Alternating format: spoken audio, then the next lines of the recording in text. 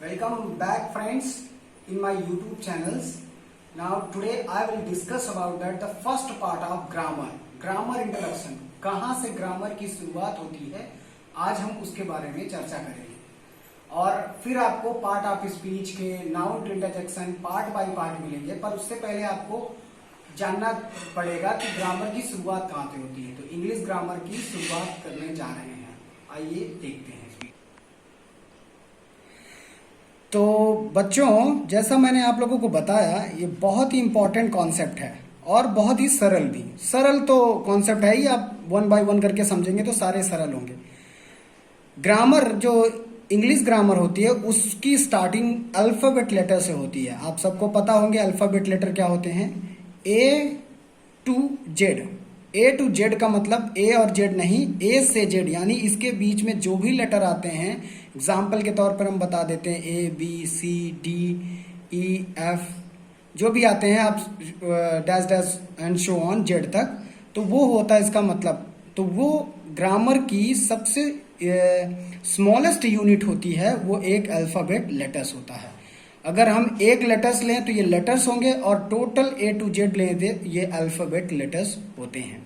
तो अगर आप इंग्लिश ग्रामर जानना चाहते हैं, इंग्लिश की लैंग्वेज को जानना चाहते हैं, तो अल्फाबेट लेटर्स जानने पड़ेंगे। इनकी नंबर्स होते हैं या इनकी संख्या होती है 26। 26 में से वॉवेल जो होते हैं वो 5 होते हैं। ये भी आप बहुत दिनों से जान रहे हैं, ए ई आई ओ और यू, ये आपके वॉवेल कॉन्सेप्ट के अंतर्गत आते हैं, वॉवेल है ये। और remaining 21 letters, remain 21 letters from alphabet remains 21 remains later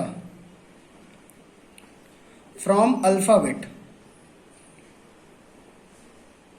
bet are consonant।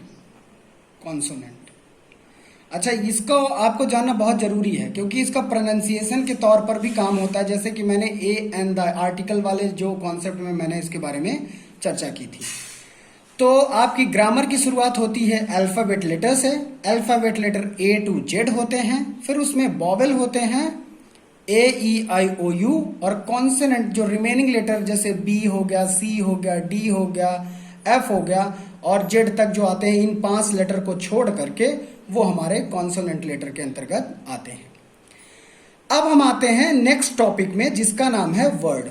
अब हम अल्फाबेट लेटर जान गए हैं, वॉवेल जान गए, कॉन्सोनेंट जान गए, आइए वर्ड के बारे में जानते हैं। देखिए, आप लोगों को डेफिनेशन तो मैं लिख के दिखाऊंगा, लेकिन आपको डेफिनेशन याद नहीं करनी है, आप उसको समझना है। डेफिनेशन होती है a word is a group of alphabet letter.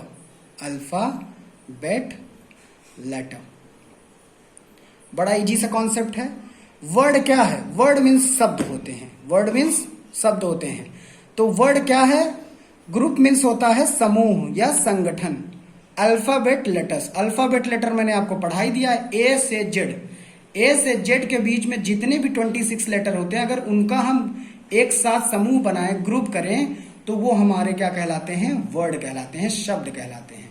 Example के तौर पर हम ले लेते हैं बी कॉमा ए कॉमा टी। अगर ये अलग अलग हैं तो एक लेटर्स कहलाएंगे, लेकिन जब हम इन लेटर्स को ये कॉमा हटा के एक साथ लिखेंगे तो ये बन गया एक ग्रुप। क्या बन गया? एक ग्रुप। और अल्फाबेट लेटर्स के ग्रुप को ही तो वर्ड कहते हैं। इस प्रकार से आपका वर्ड का निर्माण होगा। जो भी इंग्लिश की बुक, जो भी आप बुक्स पढ़ते हैं इंग्लिश के, जो इंग्लिश में होती है, इंग्लिश भाषा में होती है, या किसी के टी शर्ट में, किसी के पैंट में, बैट बॉल में, कहीं भी जो लिखा होता है वो सब वर्ड ही होता है। पर एक बात ध्यान रखना कि कभी भी लेटर्स इस प्रकार ना लिख देना BTS। अब BTS का क्या मतलब होता है? BTS अलग है और BTS को साथ में भी जोड़ दिया तो इसका कोई मतलब नहीं निकलता।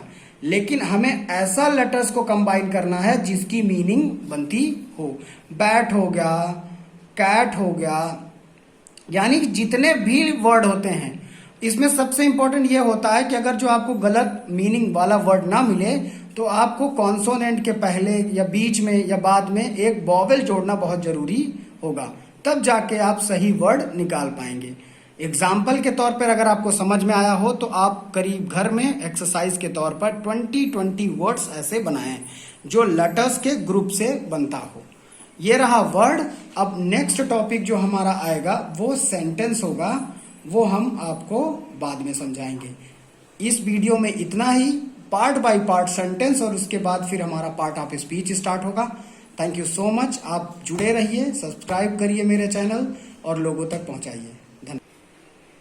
दोस्तों मैं कुछ और कहना चाहता हूं आप लोगों से, जो स्टार्टिंग कर रहे हैं वो तो पढ़े ही, दूर दूर तक बच्चों को पहुंचाएं। अगर आप मेरा साथ देंगे तो मैं कई इक्विपमेंट खरीदने वाला हूं जिससे आपको बेहतर जानकारी दे सकता हूं। अभी मेरी स्टार्टिंग है, मैं कैमरा कॉन्शियस था। I started earlier but I didn't.